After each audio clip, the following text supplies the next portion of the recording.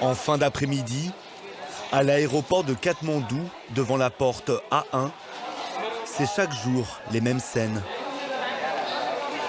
Des larmes, des étreintes. La dernière photo avant les adieux. Qu'est-ce que vous avez sur le front? C'est un tika. Ça sert à quoi? C'est pour lui porter chance pour son voyage, qu'il ait un travail et une vie meilleure. Allez, salut. Au Népal, l'un des pays les plus pauvres de la planète, 1600 personnes partent chaque jour chercher la bonne fortune à l'étranger. Ce soir, sur 16 avions, plus de la moitié s'envolent vers les pays du Golfe.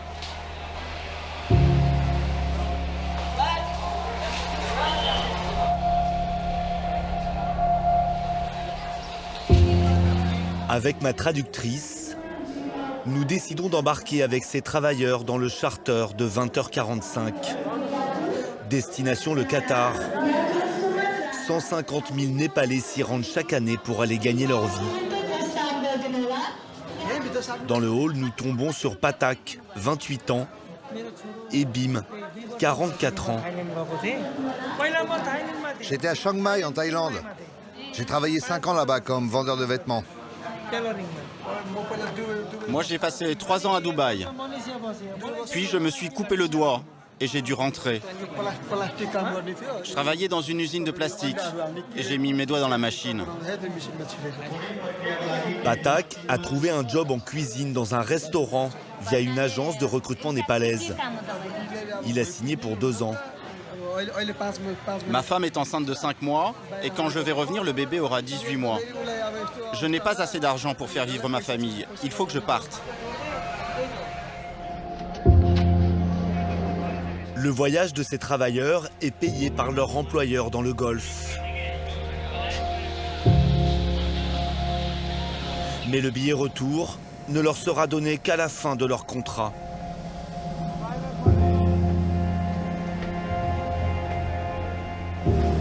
C'est par ici. Certains, très jeunes, à peine majeurs, n'ont jamais quitté leur village. C'est ta première fois en avion? Ouais. À bord, je suis le seul occidental. À part ma traductrice et les hôtesses, quasiment aucune femme. Pour Patak, la programmation des films est de circonstance.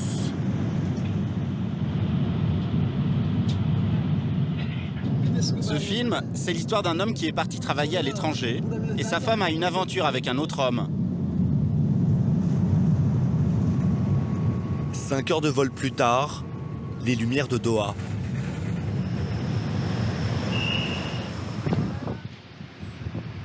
Le lendemain matin, nous retrouvons Patak.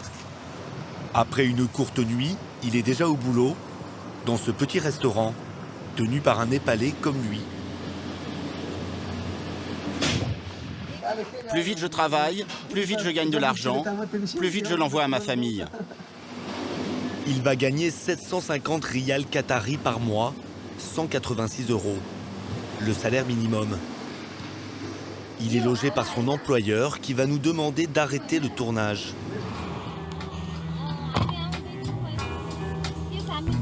Nous n'avons ni visa presse, ni autorisation de filmer, c'est un choix. Enquêter de manière indépendante dans cette monarchie absolue a valu à de nombreux journalistes pourtant accrédités l'expulsion du pays. Voici ce que les autorités veulent montrer. Des alignements de buildings démesurés, comme le symbole d'une économie dopée aux exportations de pétrole et de gaz. Ce qu'ils aiment moins exhiber, ce sont les petites mains d'Asie qui font tourner l'économie et qui représentent les 4/5 de la population. Népalais, Philippins, Bangladeshis, une armée d'invisibles qui s'active jour et nuit dans des conditions régulièrement dénoncées par les ONG, notamment sur les chantiers de construction. Travail forcé, chaleur suffocante, privation de liberté.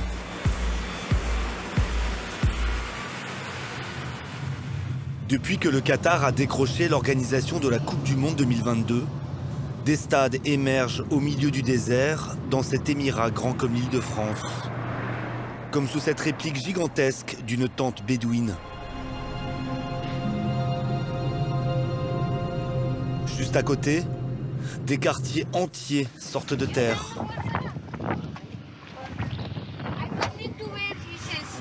C'est ici mon travail. Nous avons rendez-vous avec Manish.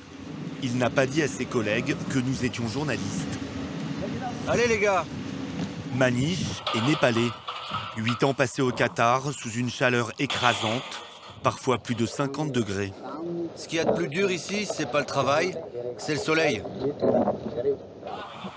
Manish monte et démonte des échafaudages 10 heures par jour, la durée légale du travail dans le pays.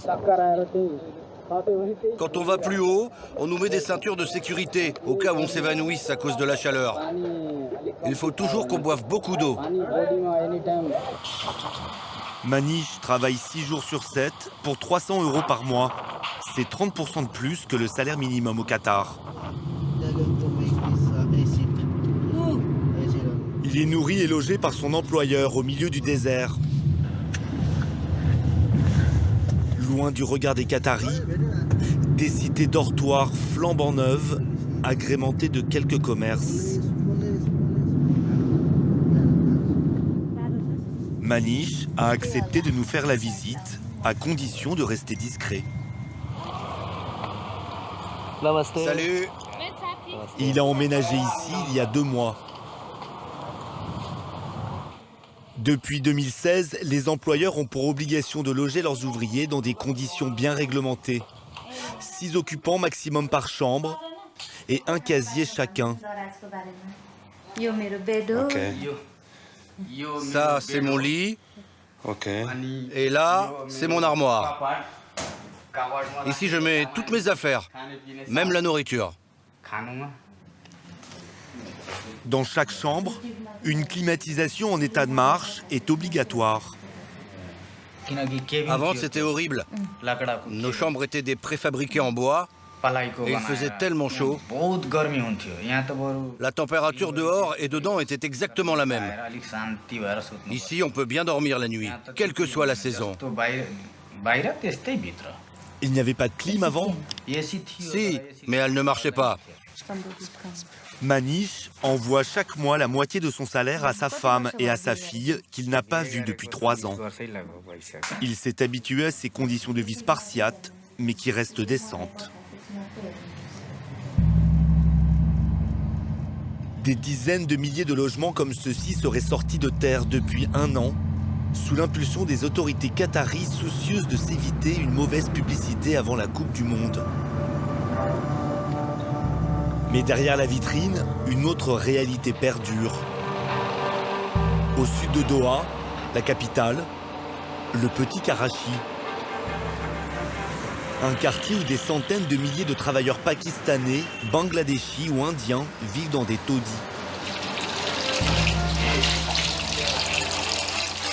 Comme ces Bangladeshis installés dans ce qui semble être un 4 pièces.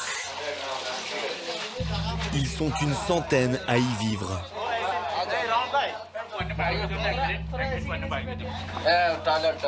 C'est les toilettes. Une salle d'eau pour tous, sans douche, sans aération. Indignité, insalubrité, surpopulation. Chaque lit est occupé nuit et jour.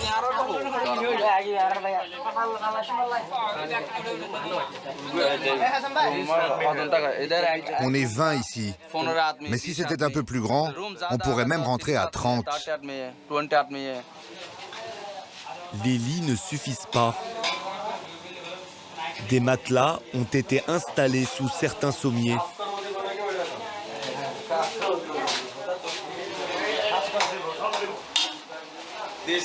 Ici, c'est une cuisine pour à peu près 100 personnes. Leur employeur ne prenant pas en charge leur logement, ils se sont rabattus sur un marchand de sommeil.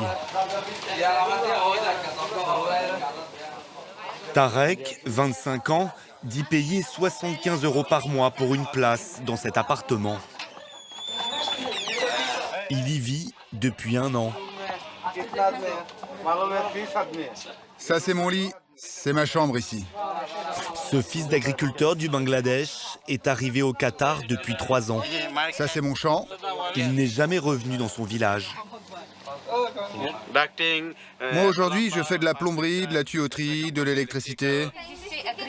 Tarek touche 220 € par mois, 3 fois plus que le salaire minimum au Bangladesh. Seul problème, pour tout le monde ici, les payes ne sont plus versées.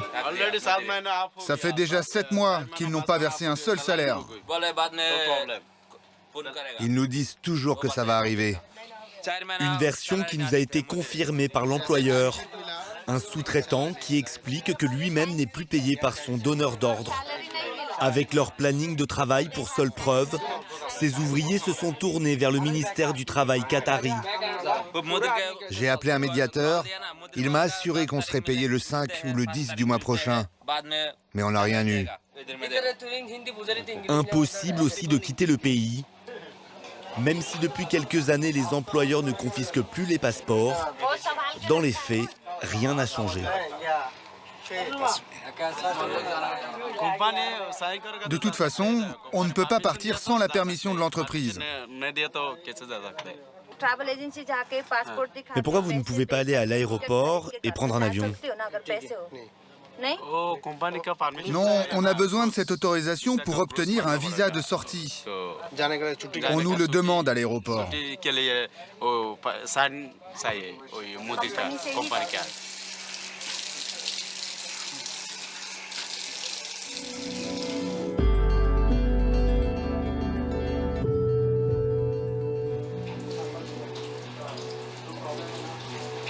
Le lendemain, 5 h du matin, le dortoir se réveille.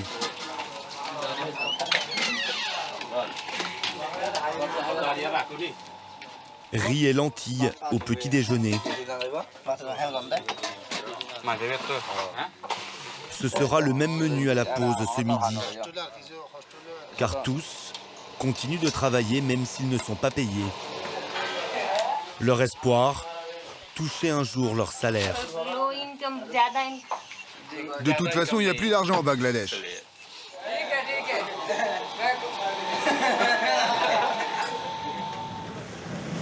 Au moment de boucler notre reportage, Tarek et ses compatriotes n'ont toujours pas reçu leur paye. Et ils ne seraient pas les seuls.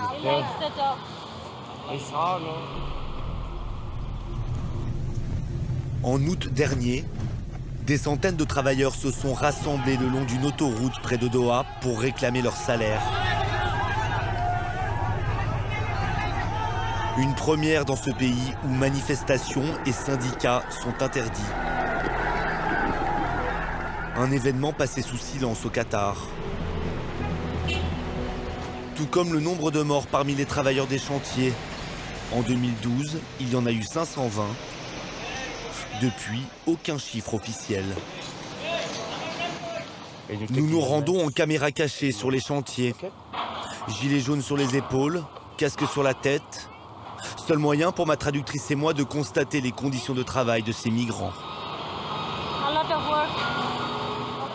Ici, on construit des appartements de standing, des palaces, ou encore un métro dont le maître d'œuvre est une compagnie française.